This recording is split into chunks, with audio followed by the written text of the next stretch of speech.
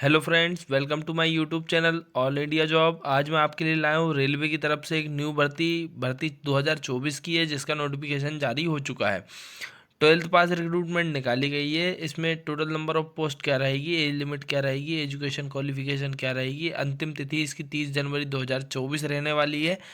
तो फ्रेंड्स, जैसा कि मैं आपको बताना चाहूँगा, अगर आप मेरे यूट्यूब चैनल पर नए हैं तो आप मेरे वीडियो को लाइक करें, चैनल को सब्सक्राइब करें और बेल आइकन का बटन ज़रूर दबाएं, ताकि इस तरह के और भी नोटिफिकेशन आपको मिलते रहें। और भी 2024 के वीडियोस और नोटिफिकेशंस मेरे चैनल पर हैं, आप जाकर देख सकते हैं। अभी रेलवे की तरफ से एएलपी, ग्रुप डी से और उसके बाद टीसी की रिक्रूटमेंट आने वाली है। अगर ये सब नोटिफिकेशन आप सबसे पहले मेरे चैनल पर देख सकते हैं, और सभी डिटेल्स के साथ कम शब्दों में आपको रिक्रूटमेंट मिलती रहेगी। तो फ्रेंड, चलता हूँ अब नोटिफिकेशन की ओर। तो फ्रेंड्स, जैसा कि मैंने आपको बताया, रेलवे की तरफ से ये रिक्रूटमेंट आई हुई है। रेलवे रिक्रूटमेंट सेल आरआरसी की रिक्रूटमेंट है, नॉर्थन रेलवे की रिक्रूटमेंट है, जिसकी वेबसाइट जो दी गई है ना, www.rrcnr.org दी गई है। तो ये वेबसाइट है, इस पर जाकर आप रिक्रूटमेंट को भर सकते हैं। 30/12/2023 मतलब 30 दिसंबर से ये रिक्रूटमेंट के फॉर्म भराना चालू हो गए हैं, और 30/1/2024 मतलब 30 जनवरी 2024 को ये रिक्रूटमेंट के फॉर्म भराना बंद हो जाएंगे। ठीक है। रिक्रूटमेंट जो आई हुई है वो स्पोर्ट्स कोटा वालों के लिए आई है, जिसका एम्प्लॉयमेंट नोट नंबर RRC/NR-03/2023-24/स्पोर्ट कोटा है। ठीक है।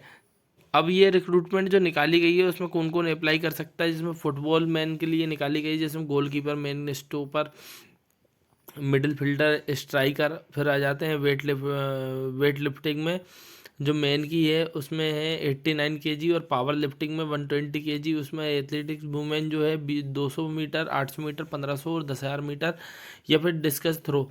सभी की एक एक रिक्रूटमेंट ही है ना। तो आप इस चीज़ को याद रखना, सभी की एक एक रिक्रूटमेंट है। सिर्फ मैं बताते आ रहा हूँ कौन कौन से प्लेयर इसमें अप्लाई कर सकते हैं। एथलेटिक्स मैन में शॉर्ट पुट है, उसके बाद जेवलिन थ्रो है, 500 मीटर है। उसके बाद ये जो वुमेन की निकाली गई है आर्चरी की, उसमें रिकर्व की निकाली गई है, कंपाउंड की निकाली गई है, साइकिलिंग मैन की निकाली गई है 200 मीटर स्प्रिंट का। उसके बाद 1 किलोमीटर टाइम ट्रायल। उसके बाद बॉक्सिंग वुमेन 72 kg और 42 kg 48 kg वाले अप्लाई कर सकते हैं। टेबल टेनिस मैन में सिंगल्स की अप्लाई कर सकते हैं। ठीक है ना। उसके बाद एज लिमिट की बात करूँ तो 18 से 25 साल आपकी एज लिमिट होने वाली है, जिसको 1/1/2024 से कैलकुलेट किया जाएगा। अब जो क्वालिफिकेशन की बात कर रहा हूँ, क्वालिफिकेशन में ग्रेजुएट, अगर आप ग्रेजुएट हैं तो आपका पे लेवल 4 और लेवल 5 के लिए अप्लाई कर सकते हैं। 25,500 से लेकर 21,100 लेवल 4 के लिए, और लेवल 5 के लिए 29,200 से लेकर 92,300 रुपये आपकी पेमेंट बनने वाली है। अगर आप 12th पास हो तो 12th पास वालों के लिए लेवल 2 और लेवल 3 है। लेवल 2 में 19,900 से लेकर 63,200 तक पेमेंट बनेगी। लेवल 3 में 21,700 से लेकर 69,100 तक आपकी सैलरी बनेगी। अब स्पोर्ट्स क्वालिफिकेशन की बात कर लूँ कि अगर आप किस प्रकार का स्पोर्ट्स अगर आपने खेला हुआ है तो ही आप एलिजिबल हैं।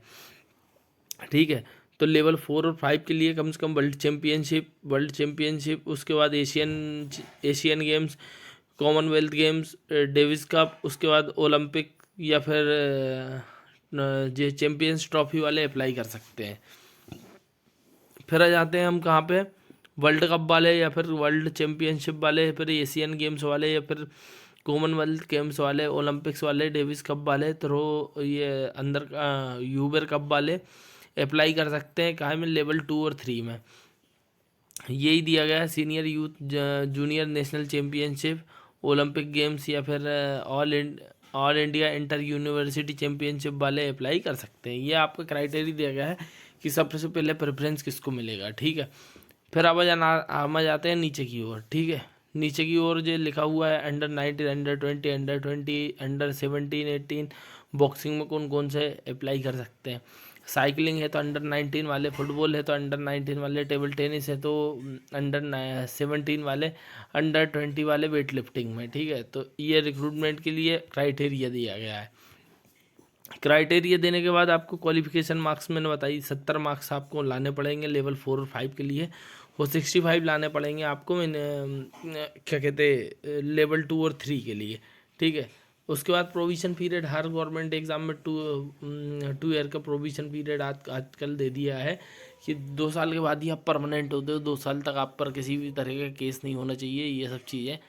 तो इस तरीके की एप्लीकेशन दी गई थी। फ़ीस की बात करूँ तो इस पर जो 500 रुपये फ़ीस लगने वाली है, और एप्लीकेशन फ़ीस भी refunded deducting charges this category.